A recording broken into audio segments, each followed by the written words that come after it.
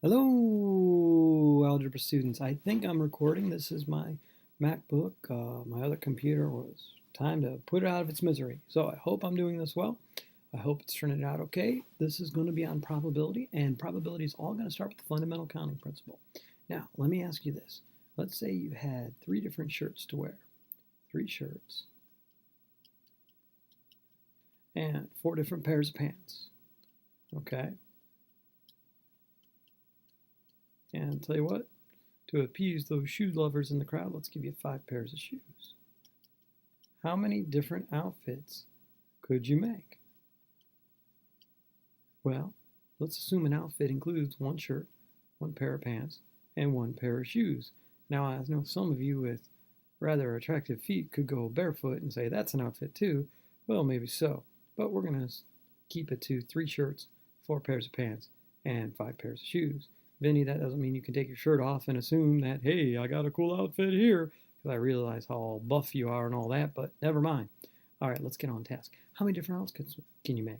Well, back in like 5th grade or 6th grade, you would have made a tree out of this. And you would have maybe a red shirt, a blue shirt, and maybe a green shirt. And then you would have built your pants off of that. Like, you got your jeans, and then you got your, I don't know, your dress pants, and then you maybe got some corduroy, and then maybe some basketball pants.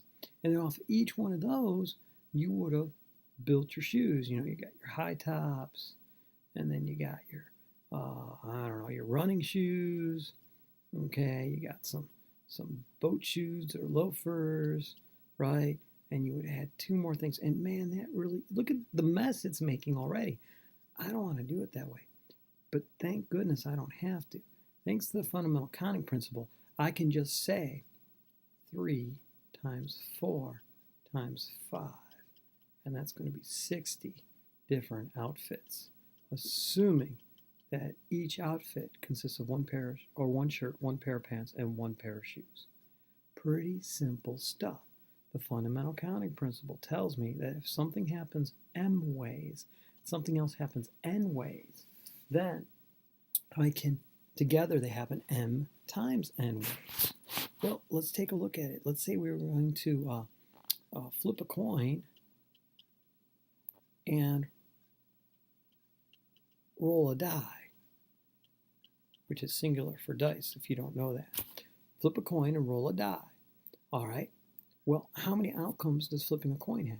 2, heads or tails, right? Well, in a die, we're assuming a 6-sided die has 6 different outcomes. Well, together, they have 12 different outcomes.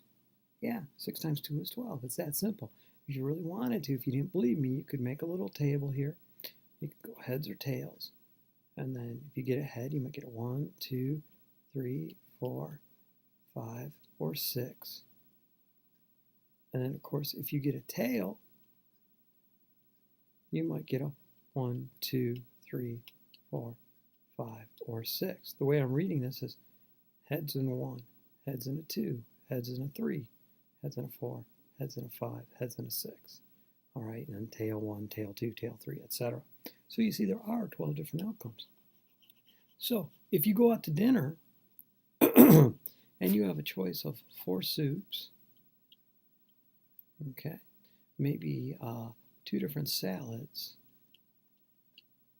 all right, 6 appetizers, 5 entrees, and let's go 6 desserts. How many different meals can you make that consist of soup, a salad, 1 of the appetizers, 1 entree, and 6 desserts? That'd be a pretty big meal. Yes, indeed it would. Well, you're just going to go 4 times 2 times 6 times 5 times 6.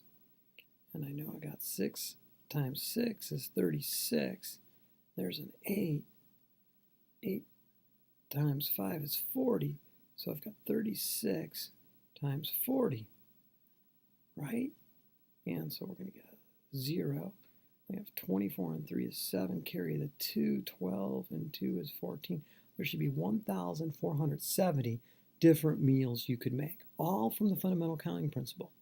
Okay, now a good lesson for you is don't look to add, look to multiply. Now let's try it this way. Let's say you're going to take a true-false test, and there's going to be 8 true-false questions on this test. 8 true-false questions. How many different ways can you answer it? Well, some of you are going to go 8 times 2, 16. No way, you're not thinking. Question number 1 has 2 possible outcomes, doesn't it? Question 2 also has 2 outcomes. Questions 3, 4, 5, 6, 7, and 8 all have 2 different outcomes, right? Well, I multiplied the outcomes together.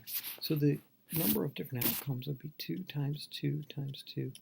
Oh my gosh, 5, 6, 7, 8, or better yet, 2 to the 8th power, which I think is 256. Let me see, 2 to the 6th is 64, which means 2 to the 7th is 128. Yeah, 2 to the 8th is going to be 256 outcomes. Of course, if you're trying to get a perfect on this, only one of those outcomes would get you a perfect score. Now, you miss one, you get about an 87.5%. That's not too bad. There'll be a lot that have those, but 256 total outcomes. What would happen if you were taking a multiple choice test? Maybe there's 5 questions. 1, 2, 3, 4, and 5. And they were each A through C. A, B, C. Okay, each one had those 3 choices. So let me see here. Okay. Just like that. All right, well, if I'm following what I said before, each question has 3 outcomes, and there's 5 questions, 3 to the 5th power. I know 3 to the 4th is 81, 3 to the 5th must be 243 different outcomes. Yeah, way more than you thought. What if you're taking a mixed test? And let's say there's 7 true-false questions, and there are 3 multiple choice, A through D. Okay, well, the 7 true-false, there's 2 to the 7th power, and this is going to be 4 choices to the 3rd power, right? Okay, well, 2 to the 7th, 128, right? 128. And 4 to the 3rd is 64. What do you think I should do with these 2 numbers? I should multiply them. So I should do 128 times 64. And you know what? If this is, you can go ahead and multiply that, but that's 2 to the 7th. And this is 2 to the 6th. Right? That's the same as 2 to the 6th. So it's 2 to the 13th power. Remember, like bases, multiplying, I add the exponents. Well, I know 2 to the 10th is 1024. 2 to the 11th would be 2048. 2 to the 12th, 4096. And 2 to the 13th is going to be 8,192, I think, if I do 4096 to 19. Yeah, yep, that's right. There you go. So altogether, there'll be 8,192 different ways to answer this test. There are 7 true-false questions and 3 multiple-choice questions, A through D. Now, there's one more thing I want to tell you. We'll do part 2 of probability tomorrow night. But let me see, is that going to work? This is going to air Tuesday night, Wednesday? Yeah, that'll work good. Okay, one more thing is, in probability, you're going to see this symbol that looks like this, an exclamation mark. Okay, when you have a number in front of it like this, that is called 5 factorial. And what that means is 5 times 4 times 3 times 2 times 1. 5 times 4 is 20, times 3 is 60, times 2 is 120. Okay, if I had 9 factorial, that'd be a pretty big number because I go 9 times 8 times 7 times 6 times 5 times 4 times 3 times 2 times 1. Okay, I could pick it up here, go 120, 720. I'm not going to multiply it all out. I can show you how to do that on your calculator. It's real easy. But I do want to point this out to you. What if I had 10 factorial and I was dividing by 7 factorial?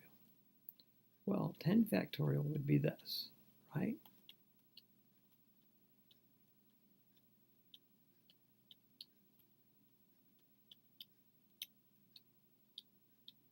And 7 factorial would be 7 times 6 times 5 times 4 times 3 times 2 times 1. Well, you know, Mr. Lawrence, I like to cancel out wherever I can. And since the numerator is all multiplication, the denominator is all multiplication, and there's division here because of the fraction bar, I can divide the 7's out, the 6's out, the 5's, the 4's, the 3's, the 2's, and the 1's. And so the problem becomes 9 times 8 is 72 times 10. This would equal 720. That is called factorial. Okay, factorial. All right, I think that's all I'm going to put in the video. We'll get some practice with this kind of stuff tomorrow, and then or in class. And then tomorrow night's video will be something about permutations and combinations, and that's really going to be it. I mean, that's going to be it. All right, Mr. Lawrence signing off. Have a good night, everybody.